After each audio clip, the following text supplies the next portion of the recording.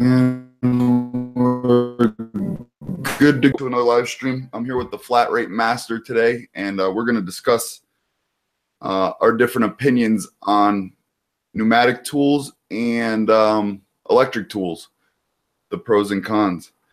So if you want, I'll let you go first. What do you feel is better? What do you like better? I'm all electric, except the tools that can't be electric, like air hammers, die grinders, stuff like that. The convenience of electric is, you know, so much better than having an air hose hooked up, and add to it the power is almost equal to, if not as good as, air tools. So without the air hose, much more efficient. You know, I 100% agree. And it's funny because you mentioned the air hammer, and I was just thinking earlier, I was like, man, if they made an electric air hammer, that would probably be like the cat's ass. That would be the, you know, that would be it, man. Like, I mean, that's the only other thing I could think of that would be awesome.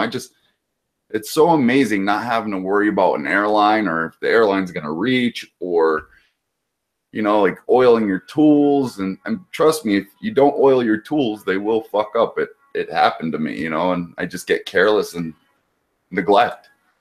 Oh yeah, and then you've got the air hose that gets grease all over the car, or, you know, you in a hurry, you disconnect the airline and boom, big old dent on the fender, you know, or you yank on the reel and it comes back and hits you in the nuts. You know? Yeah, kids have ever had that happen, but well, that hurts like a mother. What would you say is your favorite electric tool at the moment? The Milwaukee 1/4-inch fuel ratchet. 1/4-inch fuel ratchet? Yeah.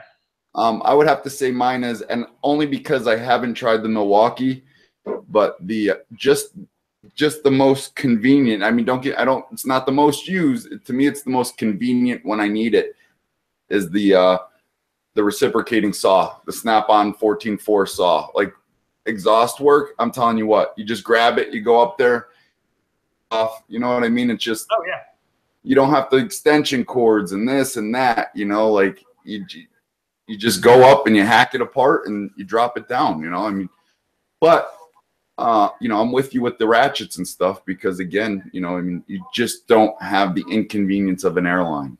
Yeah. And, you know, I mean, you can just grab and go, and, you know, it's, you know, like you're doing a 4-wheel brake job. I mean, it's basically, you don't have to drag the air hose with you. You just move your cart, go to the next wheel, knock it out, go to the next wheel, knock it out. And, you know, just a whole lot more convenient. I agree. And, you know, the fact that you don't have to worry about torque issues with, you know, under torquing wheels and stuff, because they're fully capable of producing enough power to accommodate your torquing needs, you know. Oh, the new Milwaukee 1/2-inch drive, you have to use a torque stick, or torque it by hand, because it will rip threads out. Yeah, I didn't know. I thought unless you power it down by going to the different levels. But if you're on full on 3, it's way too strong. Oh, I agree. It's very powerful. But I thought the M18 Fuel was the best. Was Milwaukee's bigger and better impact gun, and now I find out that there's a bigger one. I didn't know there was one after that, or there was two different fuels, M18 fuels. There's the older Gen 1 and 1.5. They changed a little bit, and then there's the newest one, which is even stronger. Okay, yeah, I just found that out the hard way. Ken will tell you, but it's brand new, so they're barely hitting stores. So okay. See, I don't feel as bad now, because I got rid of one to Ken, and I told him it was the newest, you know, best one they had, and I had no idea there was one after the one I had, because I legitimately thought that was it. M18 Fuel. When they asked me, do you have the new M18 Fuel? And I thought the Fuel was like the newest of the new, you know, like the brushless Fuel. I didn't know there was different versions of it. Yeah, there's the newest model. They're still producing the older one, but there is a newer one. Gotcha. And it just came out, you know, a month or two ago at the moment. Okay. So that, all right, now I feel a little bit better knowing that. And keep in mind, I'm getting the Milwaukee stuff directly from Milwaukee, so I'm getting it a little bit earlier than, you know, retailers. Right. I started speaking to Milwaukee, as a matter of fact, and we got something in the works. So they're a cool company to work for. They are. They're awesome so far. They've been nothing but amazing, and I can't wait to see how this goes. Because are they like sponsoring you? No, they're just sending me stuff. Well, yeah, that's what I mean. Like they're sending you stuff to review for them. Yes. Yeah. Yeah. How did you go about it? See, I contacted them. Did you contact them, or did they come directly to you? They came to me. Yeah, that's good. That's real good. Now, in your honest opinion, and not speaking price point here, and I don't know if you're familiar with it at all. And, you know, even though, say, this company sponsors you or whatever, you're still allowed to say your unbiased opinion. In fact, any good company would want you to state your unbiased opinion so that they can make a better tool. Now, that being said, without the price points, without anything like that, if you had to choose, would you choose Snap-on or Milwaukee? Milwaukee. Milwaukee?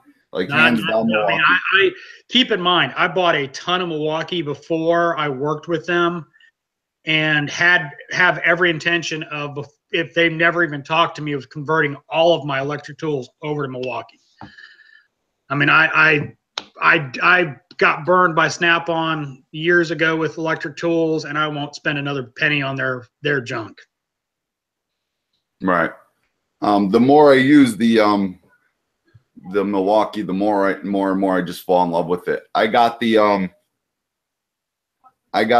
recently, I don't know if you saw the video, but I picked up the Snap-on 14.4 ratchet, and, you know, the price is out of control, but then, you know, again, you don't have to dump all the cash at once. Yeah.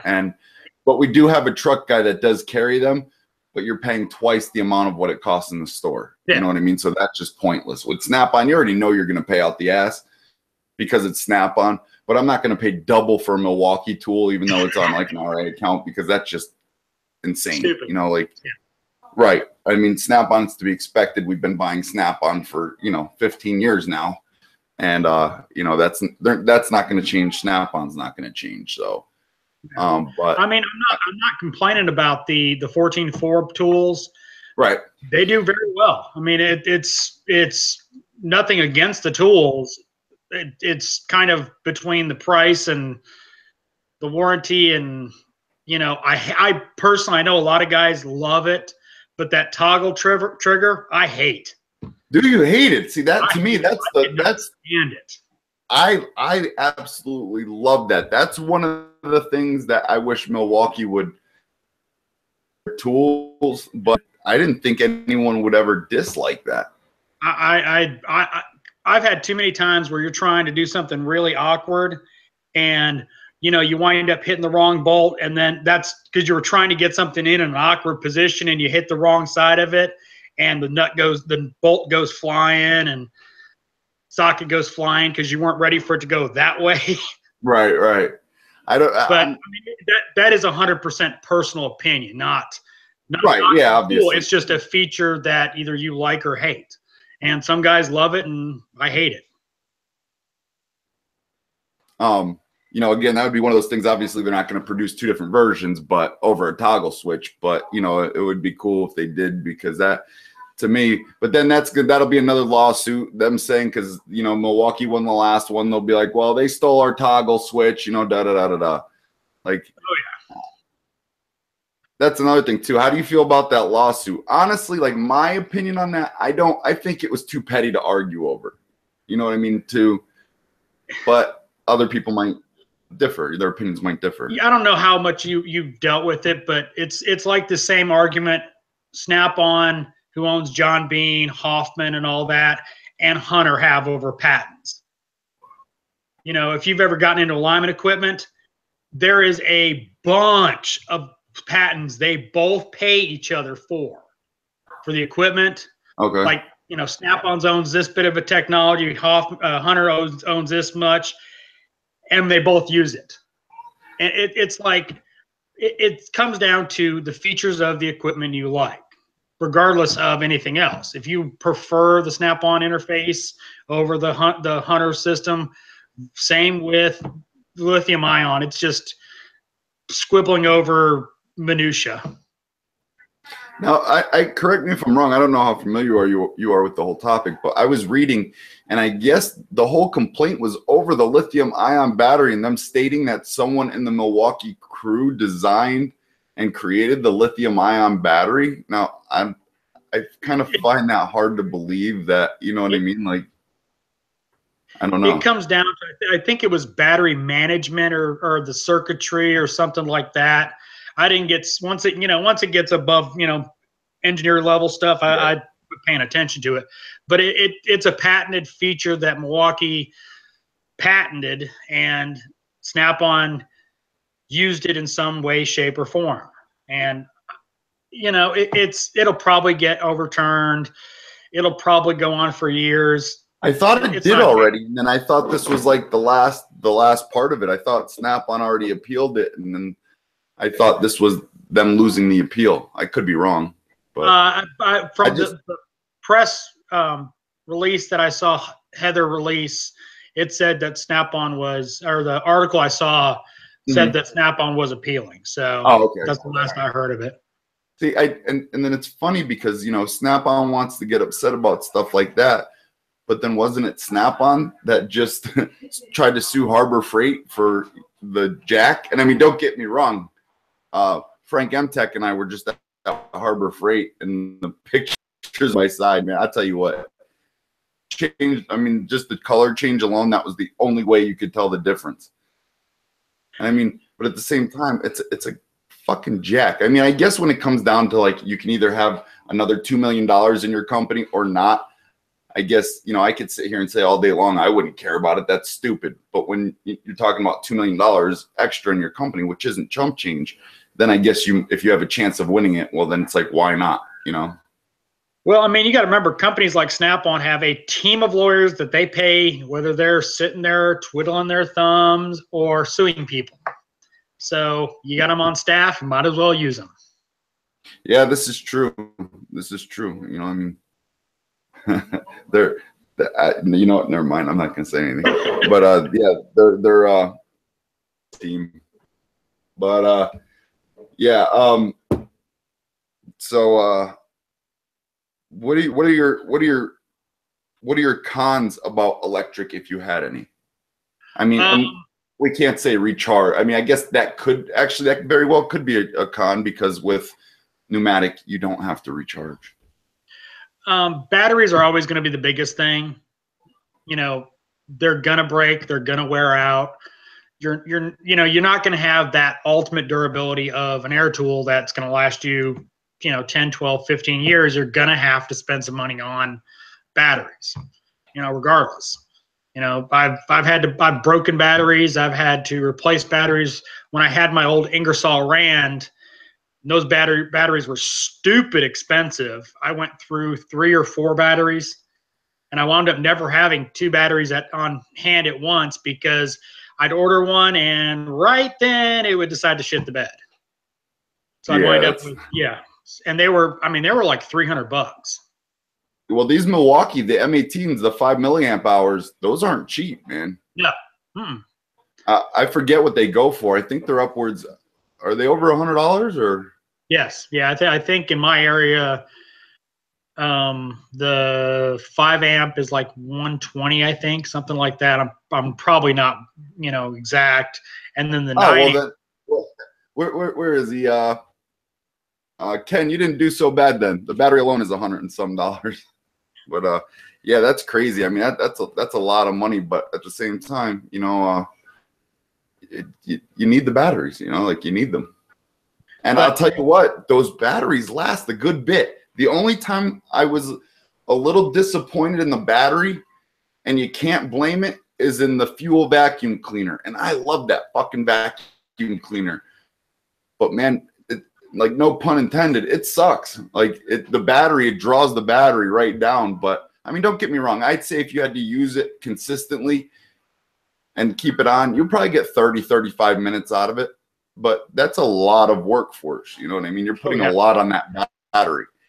Yeah, I mean, impacting guns only use the battery so much when you're impacting. A rotary tool is going to use it all the time, and it'll drain it a lot faster. Right. And now I hear there's a bigger battery. Milwaukee's got a bigger one than the 5 milliamp. The 9 amp, yeah. Yeah, I can't even imagine how big that is. It's add a 5 and a smaller battery together. That's about what it is. And you know what I just seen? They have a fuel miter saw. Yeah. I couldn't believe that. Like, it was a legit miter saw. Everything was the same as electric, like a corded version, except it had the battery pack, like the same build. You know, to me, when I think cordless, I think like cheaper made. It's not like when you build the platform for it and, the saw and the handle and everything, but they constructed it just as good as an electric corded one, except now you just slide the battery in it. And that was impressive. I saw that on YouTube and I had no idea. I know DeWalt had one because DeWalt now has the dual battery feature. Yeah. Where you can lock in 2 batteries and get double the, I don't know if it increases the power or not, but I know it increases obviously the longevity of the battery life, which is a pretty cool feature. Obviously on your bigger portable tools, you're not going to put 2 batteries on an impact gun, but. Yeah. But yeah, no, that Milwaukee's coming out with all sorts of stuff for the, for the fuel line. I mean, from our industry to construction to, all sorts of stuff. It's crazy. I mean, they keep coming out with cool stuff, even if it's not applicable to our industry. It's like, ooh, that looks nice. Yeah, it might even pertain to us, even though it doesn't. If that makes any sense, it could be, or just something you might not use in the home or work environment, but you use in the home environment. Yeah. Now, I think that Snap-on is going to have an issue really, really soon here with the way Milwaukee's gaining traction. Because if you look on YouTube, one poor review or one review where someone says that Snap-on's better than Milwaukee, there's a good chance that there might be a little bit of, they might be a little bit biased, because you can't take 40 reviews of everyone saying that Milwaukee's better, and they're showing statistics, they're showing numbers, and they're showing it, real time in front of you. And then that one person's like, no, Snap-on's better. I mean, that it just, the proof is in the pudding. And I think Snap-on's going to take a huge hit if they're not already. I can't see, just on the cost. I mean, yes. In my video, I talked about, when I talked about the ratchets, Snap-on doesn't have an advantage anymore. Back in the day, they had the power advantage over Milwaukee. You said they don't have that advantage anymore. So why am I spending double the money for way less warranty? Oh, except payments. I mean, that's the only thing they have anymore to, well, I can get this for $20 a week. And now that's another thing too. Snap-on doesn't have an 18-volt or 18-volt ratchet. No. And now, wait, I stand corrected. Does Milwaukee have an 18 yet? No. No, okay. Only the M12 fuel, but they do have up to half-inch drive though. Okay. Yeah. Wait. Does Milwaukee have the half-inch, or does anyone carry the electric impact ratchet yet?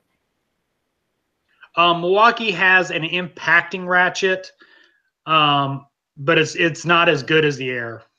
No, all right. That's another thing too. Like, I got criticized a while back for using not using impact tools on my air ratchet, and they're like, you should be using impact tools on that air ratchet. It's not impact, pal. Like, this air ratchet is not impact. You know what I mean? Like, talk to me when I have an impact ratchet in my hand. You know what I'm saying? Like, I see that, and not just my video, but a couple of videos, people are bitching because because it's an air tool, they automatically assume you need impact tools on it, and an air ratchet is not an impact tool. Snap-on actually used to sell power sockets. which were sockets in between chrome and impact. Fuck that shit. That's a, yeah. I'm not buying it. Because they went away. They don't make them anymore. You know what? Nobody bought. There's plenty of times where I grab a chrome socket on an impact gun and it works just fine. Oh. You know, like, I mean, don't get me wrong. There is proof that impact sockets will ruin your, I wouldn't say ruin your gun, but it'll shorten, you know, it puts a more workload, or, you know what I mean? What's the word? Yeah, it tears up the anvil and the snap ring. Yeah. It's harder on the impact than it is the socket. Right, because it doesn't absorb the shock the way an impact socket would, because the impact, the what is it, the chrome moly is yeah, well, and then the impact socket is softer, so it absorbs a lot more. Yeah. But yeah, I just think it's totally insane, and I think Snap-on might be really starting to have to worry, if not already, like, because I'm seeing so much stuff about Milwaukee. It's all Milwaukee, Milwaukee, Milwaukee now. And they're just killing it. They really are. Price points, you can't beat it, man. You really, really can't. But I will say with Snap-on's 14.4, I'm not sure of the charging capabilities of the Milwaukee, because honestly, I never had to charge anything that much. The batteries last that long, those big 5 milliamp hours. But the 14.4s, they last decent for what I use them for. But the thing I do like is that in about 35 minutes from dead to fully charged, you know, like, I give them that, but it's still not enough to make me want to go out and buy every tool.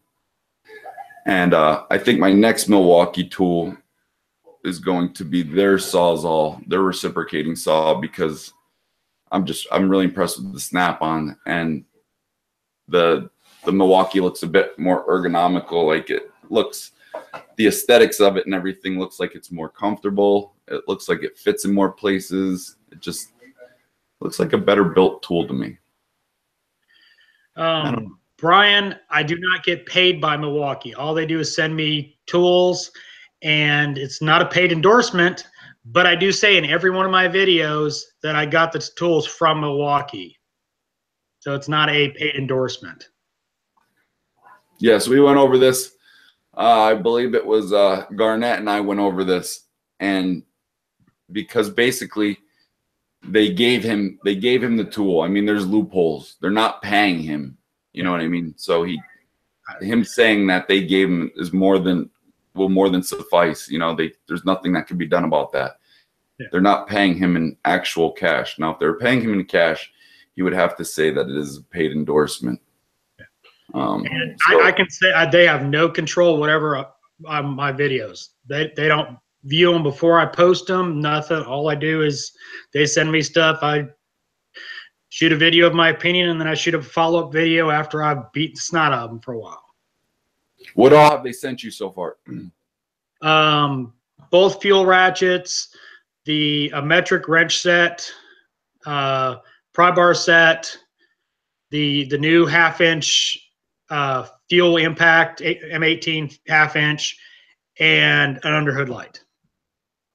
Nice. Nice. Yeah, that's probably a good $1,500 worth of shit there. Mm-hmm. Yeah, absolutely. Which is cool, because I would have bought that stuff anyway. Yeah, right. The fuel ratchets, I was standing with my credit card waiting for them suckers to come out when I saw when they started talking about them, when they introduced them to a bunch of YouTubers. I was drooling over them. The pry bars have been great. I've let Jesse just beat the snot out of them, and he hasn't even dented them yet. Gordon, I do cuss, but I try not to on YouTube. That's a good thing. I've been kind of like calming down on that, and you know, for that reason too, because, you know, why not? If you can gain a sponsor here or there, why not? You know what I mean? So if it's a matter of me toning down my videos a little bit, I mean, it means no more stuff. But I mean, if you can gain something from your work on YouTube, why not? You know what I mean? And anyone who says differently doesn't do this and doesn't realize the time and effort that goes into doing it. I spent most of the day editing videos.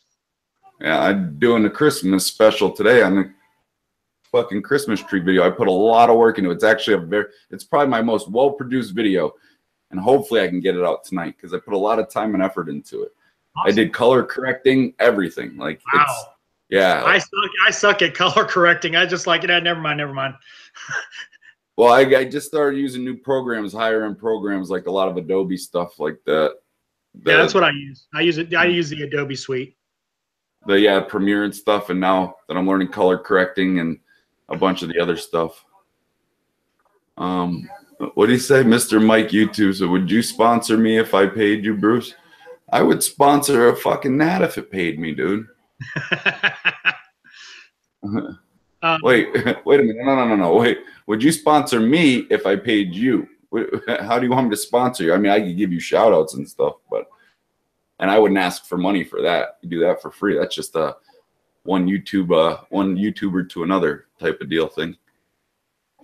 Ken asks how the underhood light compares to the snap-on one. I can't really say.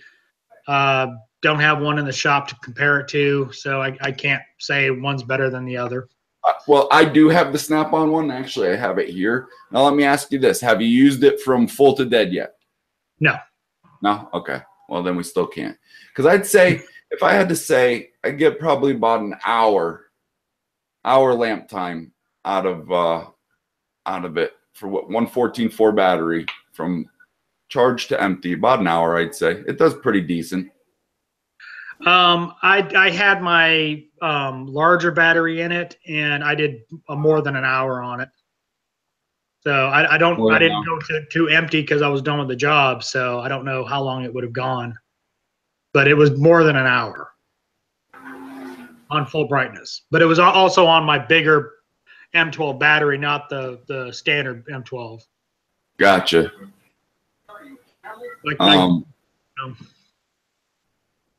Yeah, I love the underhood lights. And you know what's crazy is I bought the underhood light, and no kidding, 2 days later, our shop upgraded to all LED lights. Like, you don't need a light for anything. Are phenomenal. Like, they're just so bright, you don't need anything under the hood now. Like, so it's not something you're going to grab and stick under the car. Like, I've worked in shops where if you didn't have an underhood light, you couldn't see. The shop I'm in now, I mean, we've got white floors, white walls, and plenty of light. So it only gets used every now and then at this shop. Right. Now, well, actually, you don't have to specify where you work, but what type of shop do you work in? Is it a dealership? Is it an independent kind of shop, or? Independent shop in Buckhead, Atlanta. Okay, so you work on a little bit of everything then. Yep. That's the way to go. I mean, I got nothing against people in dealerships, but in dealerships, you're limited to one type of vehicle. And one type of vehicle means you only know one type of thing. You know what I mean? Like, when all these other cars are so much more complex than, you know, what might be at your shop, there's so many different variations of things. You know, why not learn it all? I'm still learning a lot. I got a lot to learn. But, man, it's fun. If you're not learning in this business as an independent tech, you're – yeah. Now, do you attend any schools or classes or anything? I try to attend as much as I can. I'm trying to go to Vision next year and Auto Mechanica here in Atlanta next year, or both are next year.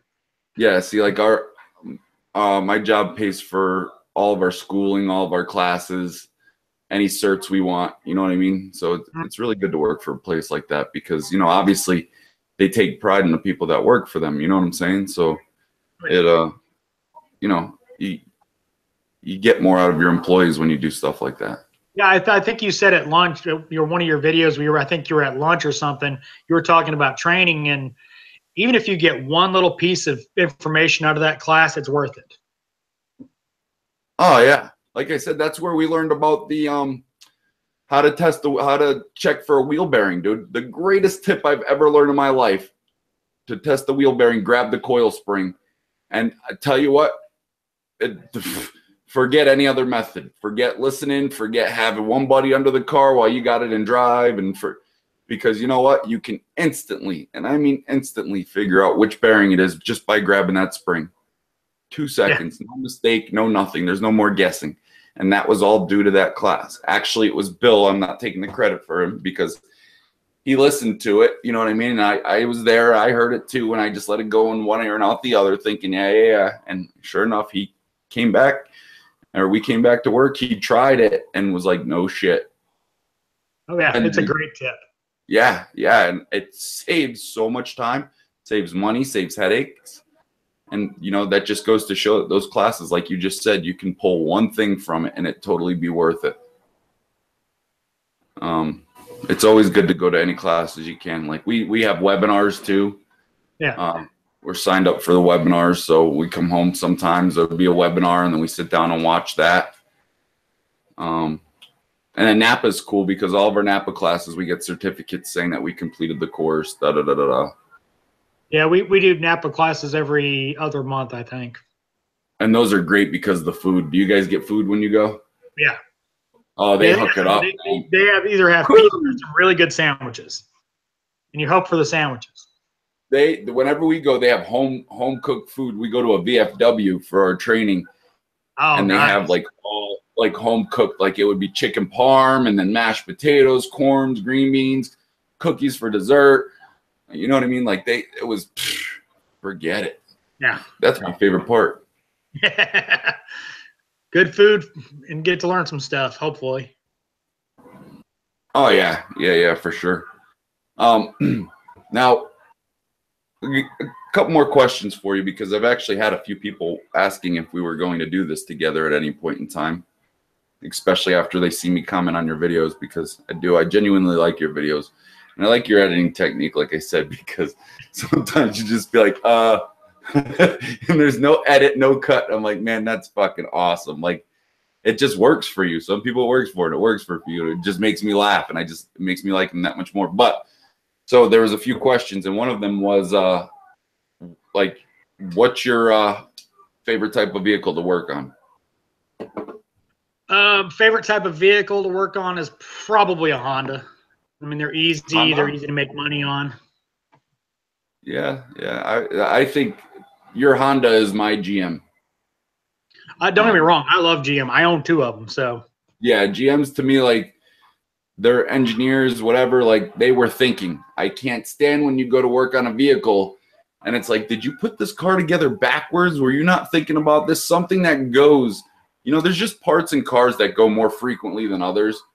So you think it would be smart to say, hey, well, let's put this in an accessible area like every other car manufacturer does and, you know, be done with it. But no, you got to jump through hurdles to change that, you know, like certain things. And Toyota's one that I can't stand. I cannot stand Volkswagen. You have to have a special type of patience to work on Volkswagen. Like, I fucking hate them. A lot of people do. I'm telling you, like, I honestly, that's one vehicle where I think if you're going to work on them, you should just go work it. Bring your Volkswagen to the dealership. Because I know me personally, I want nothing to fucking do with it. If I have to, I will, but what's that? I make tons of money on Volkswagen. Yeah. Oh, yeah. They break a lot. All the time. And electrical issues. Unfucking believable. Yeah, we get tons of Volkswagens, you know, like suspension issues, you know, just, well, suspension is, you know, basic wear and tear. It's on the driver, but there's a lot of suspension. You come in with fucking flat spots all over the tires. But yeah, it's just, I like the GMs. I think they do a very, very good job at manufacturing vehicles, and the engineers are actually thinking. Ford, don't get me wrong, I work on Ford. Ford is probably the most common vehicle we have in the shop. And I say it's because they're shit, and some people say it's because they're the most sold car in the United States, which I don't know is true or not. I don't know the statistics, but I'm willing to say it's probably close to true, if not true. But I still think they're in there more than any other vehicle because they're complete and utter shit. They're another one that just is just fucking retarded. You know, why don't you make something that doesn't rot out after 3 years? You know, like, Jesus, they're still doing warranty exchanges on what is it? The Ford, what the what whatchamacallit pickup truck where they got a they had a recall on the frames. So if you have that one vehicle, they have same recall on their frames. What's that? Toyota has recall lifetime extension warranty on the Tacoma frames. The Tacoma, yeah, that's what it was. The Tacoma, yep. That's gotta suck when you get one of those in there. Fucking frame. That's gonna be like the worst job you could think of. Oh my God. But by the way, my boss is a former engineer for Ford Motor Company and Volvo, and he can tell you say that again. Stories. Say that again. My boss is a former engineer for Ford and Volvo. Oh. And trust me, he can tell you stories of the money men just screwing over engineering. Oh, I bet. Don't get me wrong. I don't dislike working on Ford as much as I do Volkswagen, but Ford just makes me scratch my head. You know what I mean? They just make me scratch my head. Like, why? But it's still always Volkswagen to me. Just don't like them. I do not like them. Mercedes-Benz for me, it's not the car. It's the engineers that decided, oh, this part right here is a security module, so you can't do it even though it does nothing to do with security. And the customers that own them that decide, oh, you did an oil change on my car, now I've got a rattle in the back seat, that's your fault. Yeah. Actually, you know, there's nothing worse than that when you work on something and then, you know, people just don't have it in their heads that it's not impossible for things to go wrong back to back. It's not, you know, and especially with high mileage vehicles, you know, it's really not uncommon. People just fail to realize that and they automatically assume, well, you did this, you fucked my car up. Wait, look, I changed a blinker and now your differential's blown. That's not my fault. Yeah, that you get that stuff all the time. It's like, well, ever since you changed my oil, now I've got a flat tire. Think about this for a second, man. Legitimately sit and think about this. If you could work with one company in the future, who would it be? Like a tool company. Like if they were like, hey, I'm willing to send you some tools. Are you willing to try them out? Pico. Pico? Yeah. Okay. All right. Besides Pico, I'm saying hand tools. And I'll tell you what, Pico might not be too far-fetched. Yeah. You know, if you reached out to them, also too, that's another thing. Don't be afraid to reach out to companies. That doesn't make you any sort of type of person. You know what I mean? Because you do reviews. You know what I mean? You talk about automotive shit. Yeah.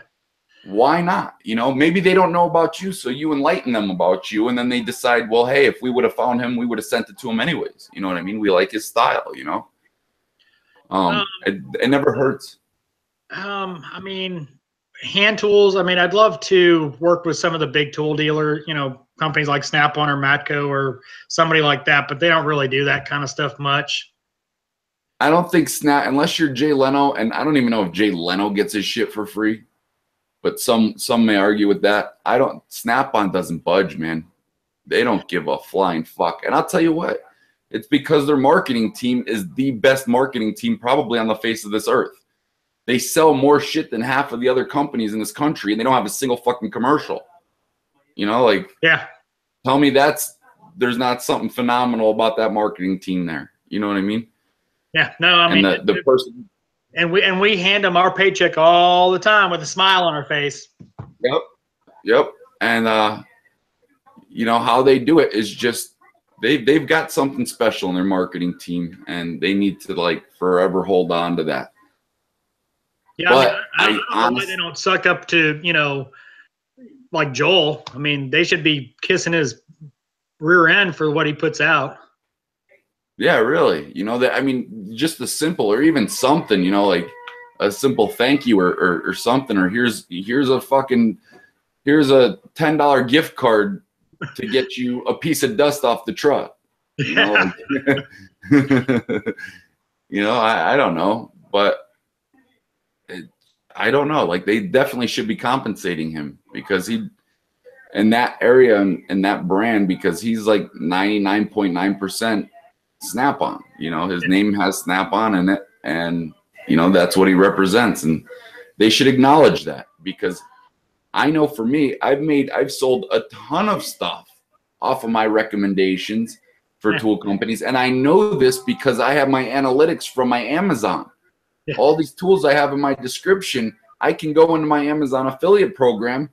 When they send me that check every month, I can see how much of what tool that I've sold and how many of it I've sold. You know what I mean? So I know people are purchasing off of my recommendations. And, you know, I think that's great, you know. And then just some people have to be careful because, you know, if a company sends you something, like that's why I liked your response on that, you know, that your opinion wasn't going to change no matter if they sent it for free or not. And that's how it needs to be. Because just because you're getting something for free doesn't mean you should stoop to the level and lie to get your subscribers to purchase it. You know, like you took a chance on me, you sent it to me for free. Now I'm doing my thing. You gave it to me to write a review about it or to do a video review on it. Now let me do me. If you don't like it, well, now you know not to send me any more of your shit I'm bitching about, you know? Like, so, I don't know. It just goes both ways. And these companies just probably should start acknowledging it, because a lot of sales are being made because of these videos. A lot of them. Did you freeze? Uh-oh. Ruh-roh. I'm back. Oh, there you are. Oh, you're back. My internet just stopped. It said F it, I'm done. Yeah. All right.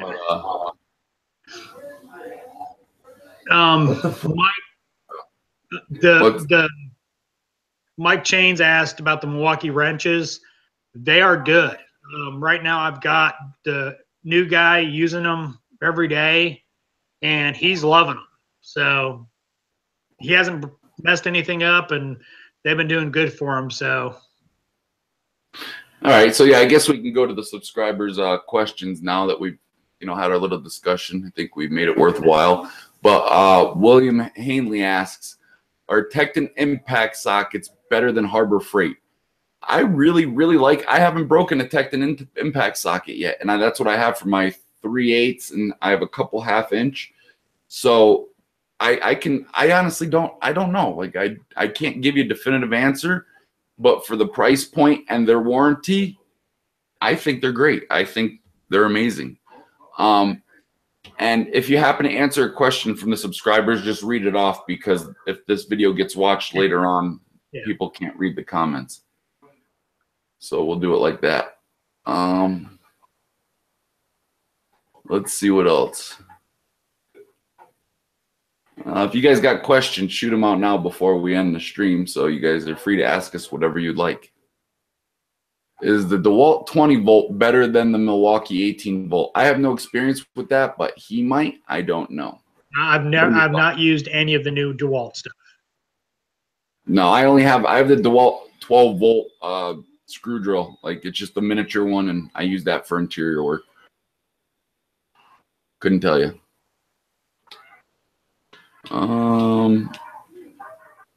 Go with the 1/2 inch, and because I have the same craftsman they used to go. You know who else said the Milwaukee wrenches were good and did a review on them? Oso did it. Budget Tools did a review, and it was a decent review. And they look the part. You know what I mean? They look decent. I haven't physically been able to hold them or tried them or gone and seen them in the stores, but they definitely, from what I've seen on his video, they definitely look the part. Yeah, no, they're beefy. You know, I mean, you know, you pick up some cheaper wrenches and they feel like nothing. They've got weight and heft to them, and the jaws are tight, and you know, they're a good wrench.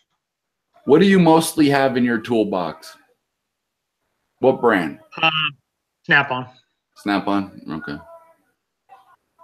I mean, I for the first, I don't know, probably 10 years of working on cars and trucks, I had a the best Snap-on dealer in the Southeast as my tool dealer, and a really crappy Mac dealer, and every now and then a really crappy Matco dealer. So it was Snap-on or, you know, out of Sears or Napa or whatever. So 99. I'm telling you what, with the Cornwall guy, and I keep saying this, he just started coming around. Really nice guy. You could just tell he's a very personable person, I guess you could say. And I'm very, very impressed with the Cornwall prices. I really am. Like their prices, like if it's something Lisle and you go to look at it online, it's only a couple bucks off. Like they're not looking to get rich off you, you know what I mean? They're just looking at have a business and, you know, sustain, you know, like, and they're not coming at your throat and your wallets for every purchase you make. You know, like I said, that the pressure tester was the same exact kit as Snap-ons, and I got it for say $80 cheaper. You know what I'm saying? And that was $80 cheaper than Snap-on sale price. I'll give you a real good example. The Blue Point coolant adapter set that's like $800 on the Snap-on. Yeah, I was looking at that because I was going to purchase it, and then he gave me the price, and I was like, nope. It's like $500 on the Matco truck, and I think you can buy it on Amazon for about $450. I don't know the amount. Napa's got the metal set. Yeah. And I wanted to say it was $180, and it was a 15-piece set, and it was a mix between metal and then metal and plastic, just like the Blue Points. You know what I mean? An adapter's an adapter, man, and Napa's still a lifetime warranty. To me, I don't give a shit, man. The brand. I'm partial, you know what I mean? I love having a Snap-on in the box because it looks good. It's presentable. Like, I don't know why that matters to me, but that's why their marketing team is the way it is. And they got me to think that it makes me somebody I'm not. But I don't care anymore. Like, if it's Napa or if it's Snap-on, it doesn't matter to me as long as it's lifetime. Because then if it breaks, I don't care if I use it 3 times and then it breaks, because you know what? I can borrow someone else's for a day at the shop, and then I can get that returned right away. And our Napa don't mess around. Something breaks, poof, you got it not instantly, but it might take a day or 2, but you got it. Yeah. Yeah, I don't care about who makes a tool. All I care about is, can I get it warranted? What is the warranty? And, you know, ultimately my cost, but you have to factor in ease of warranty into the cost. Right. And that's like Vampire Tools. Their lineman pliers have saved my ass. I cannot tell you, if you get a chance to purchase those, I think they're the 8 or 9 inch pliers, you need to get them because they will save your ass. As so many times now, well, not, I would say a handful of times, I'd say at least 10 times now in the past 6 months, something like that, they've gotten us out of a bind in the shop. Now you might think, oh, it's only 10 times. But those 10 times prevented us from drilling, extracting, you know what I mean? You just grab them and twist them and they're out. It saved an hour, maybe 2 hours worth of work each time they saved our asses. One time. All it takes is one time. And if that tool proves its worth, it's done. It's stay in a happy place, because you get in a nightmare. Any tool is you're grabbing going, okay, what do I got that might get me out of this? Right. You know, and it's that tool is just, and I was like, man, the only way, if they could just turn these into vice grips so that you're not focusing your power on squeezing and turning, you're just focusing your power on turning it, because, you know, they grab and they bite and they do not let go, and they'll bite on nuts and bolts and fasteners that you think there's no way, there's not enough meat there for this thing to grab on and bite that. And every time you think that, you go put them on and it bites it and it grabs it and it doesn't let go. So I said, man, if they only made this in vice grips. And then what did they do? They just released them at SEMA this year, and next January or February they will be released to the public. Nice. I cannot wait. I cannot wait. Just amazing. Those are, I'm gonna be posting those all over YouTube, because I stand by those. Those pliers are the greatest pliers.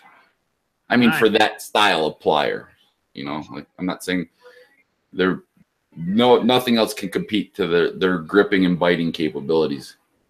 But I was getting my point. It sucks because they only have a 4-year warranty. you know. Now, don't get me wrong. I think if you're past it and you confronted them, like someone like RJ or something, you're like, look, you know, I've had these for more than 4 years. I'd like to warranty them. I don't think they're going to say no. The CEO, like the owner of the company, is not a selfish person. He didn't do this to get rich. You know what I mean? Like, yeah, obviously he did it to make some money, but he wasn't looking to get super hella rich, from my understanding and talking to RJ. And he just wants to put out a quality product to the public.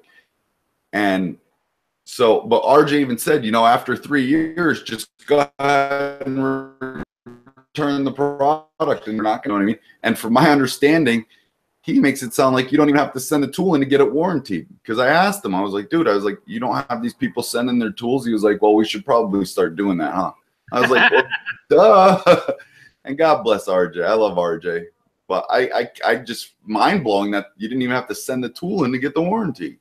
That is nice. You know, like, I don't know. I figured they'd maybe melt it down and start from scratch. You know, they get so many pliers and melt them back down and make new ones. I don't know. Well, it's always good for product control and figuring out a weak point of your tool. Yeah. Money Marks, go to vampiretools.com. Here, I'll put the link right here, and then use my promo code Bruce15 if you purchase something. I'm telling you, those pliers, I'm telling you, I can't stress it enough. I don't think I would ever stand behind a tool the way I stand behind that, just because it will get you out of a bind. I mean, I'll say other tools are good and stuff because they are good, but this tool will legitimately save your ass. And you know, sometimes drilling holes and drilling things out don't always work, and you got to go even crazier. Vampire, and then promo.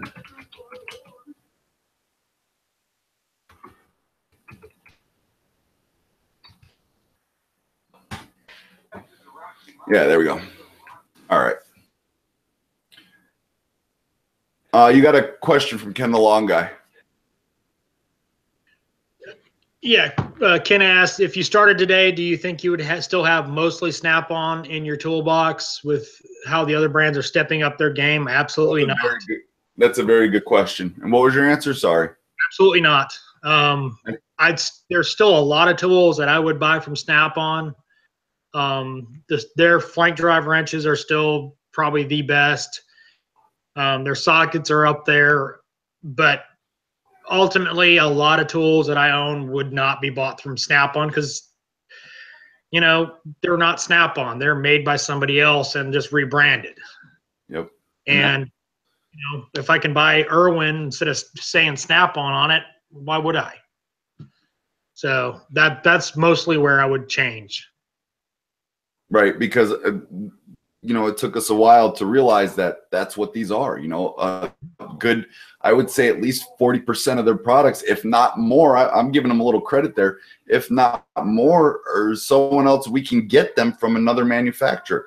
Yeah. Set my extractor kit. It's like a 20-piece extractor kit, and you know, you drill out the holes, you put these in reverse, and then backs them out. Yeah. That kit is made by like 4 different companies, and Snap-on charged me $130, and it's a $60 kit. You know, same exact kit.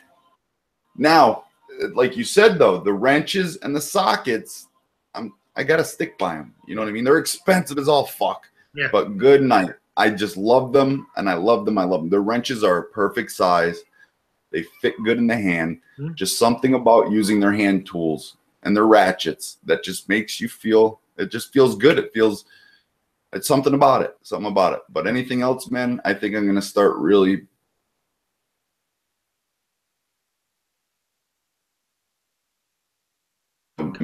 I got railed $200 on that butane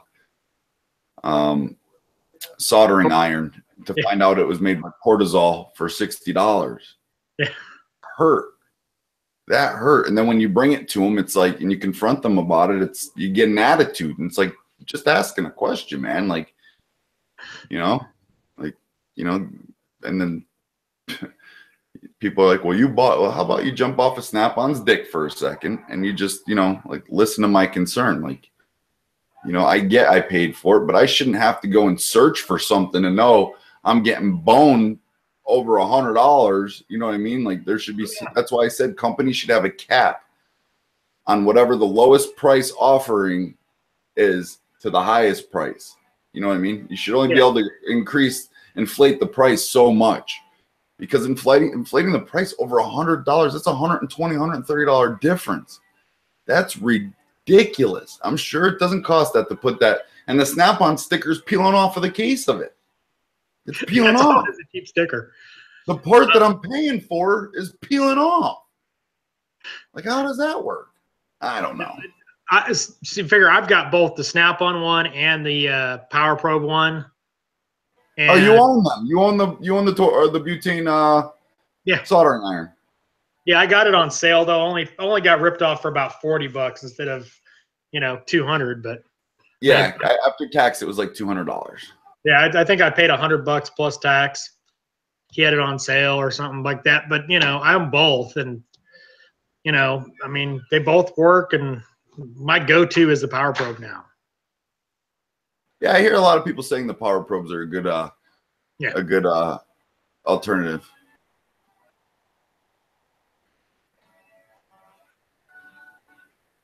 What is a Brewster flat rate master? I live in Chicago. Better mechanic for 15 years. What's the best drill bits for drilling out broken bolts? Honestly, ones that work. I mean, I don't know. I haven't used a gazillion different brands of drill bits, but you know, if you get a good set, and the thing is, certain companies, like I'm not crazy about Mac anymore, but my Mac dealer would warranty all bits, and that's fucking rare, because normally anything under quarter-inch and under are usually never warranted. And Snap-on doesn't warranty their drill bits at all, if I'm not mistaken, because I remember just asking them a week or two ago, and they said they do not warranty their bits. And that's kind of shitty, because drill bits aren't designed to last forever. Mm-hmm. You know, the day you use it, it's already more fucked than it was. You know what I mean? Like it's like anything. It's like a piece of sandpaper. You know, it's like a cutting knife. The second you use it, it's already more dull and fucked up than before you used it. So it's constant wear and tear. It's a, what do they call that? It's a whatchamacallit item. Clear item. Yeah. So Brian Toscano told Mike Chains about Norrisman, and he gives a part number SPM-29. I was going to say, if you really need drill bits and you're not afraid to spend the money, go talk to a machine shop or a machinist. They will put you in the direction of some of the most expensive drill bits on the planet. They have to have good bits. There's no messing around with that. Yeah. Yeah, they're not going to steer you in the wrong way, but you're probably going to drop $1,000 on a set of drill bits. He says it's the Norseman is $80 for a 29 piece, but I know some of the really good drill bit sets are $500-600. Yeah, and but that's what machine shops use and machinists use, and you know that's the guys that have to screw, you know, have to get that bolt out that you couldn't get out of that head when you send it to the machine shop. Yep. Yes, sir. All right, I think we're gonna finish this up. All right. This way I can finish with the tree. She's finishing up the tree by herself, so I want to give her a hand. But I appreciate you doing this. We'll have to do it again sometime. It was fun. Anytime. It wasn't just like a bullshit live stream. We got a lot accomplished, and it was you know, it was good. It was fun. Yeah. Oh, in case anybody watches, I actually do subscribe to his channel. I've watched him for several years now, actually. Also, too, that's another thing. I'm gonna put in the link in the description in this video, Flat Rate Masters channel, and then make sure if you guys aren't subscribed to him to definitely go subscribe to him. His videos are good. They're good. We all know mine are like very poorly put together, whatever. His are nicely put together. They're in order. Everything's nice. Everything's explained very, very well. So information out of his channel. In the distance. Thanks, Bruce. Yeah, I am. Hey, I have no problem with saying someone's got a good channel. So definitely subscribe to him. It only takes a second, and then after you watch your first video, you'll be hooked on it. But appreciate it. No problem. That's all I got. You got anything else? I'm good. Thanks everybody for watching. All right. Next time, if you want, we can go on your channel and do it. Cool. So, all right, guys, everyone have a good night. Talk to you guys later.